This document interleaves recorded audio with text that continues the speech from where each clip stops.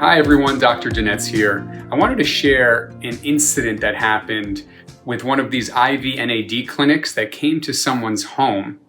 After 30 minutes, that individual actually ended up in the emergency room. It turned out she had palpitations, racing heart, felt really anxious, and her symptoms were just getting worse and worse and were not getting better. So unfortunately, it was a terrible experience for that person. Now, I wish this was a one-off incident. However, in recent months, it's probably the fourth or fifth time I've heard this. So it's not an isolated incident. Why is that? Well, we have to understand, what is NAD? It's a transport molecule, essentially, that goes into our cells and into the mitochondria, or the powerhouse of our cell, the energy source, and it produces ATP, or energy.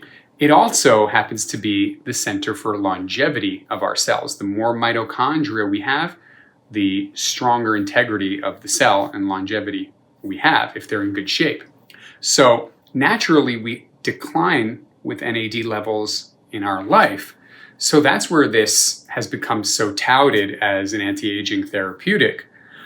But one thing everyone should know is that there are no long-term studies. There aren't even short-term studies on these high-dose NAD IVs that are being given.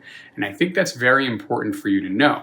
If it declines with age, young, healthy people looking for longevity, how do you know that you don't have already plentiful store of NAD and you're just adding more fuel to whatever is existing? Maybe that's what explains these symptoms and these attacks people have gotten, landing them in the ER.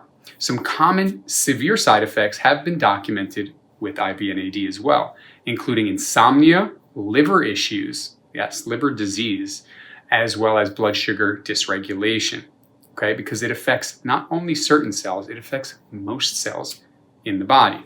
So if you want to tease this apart and basically figure out what the best strategy is for you for longevity and wellness, it's best to test, don't guess. That's what we say here. We can test intracellular NAD levels to see if that's truly an issue for someone, which could be producing symptoms like fatigue or suboptimal performance.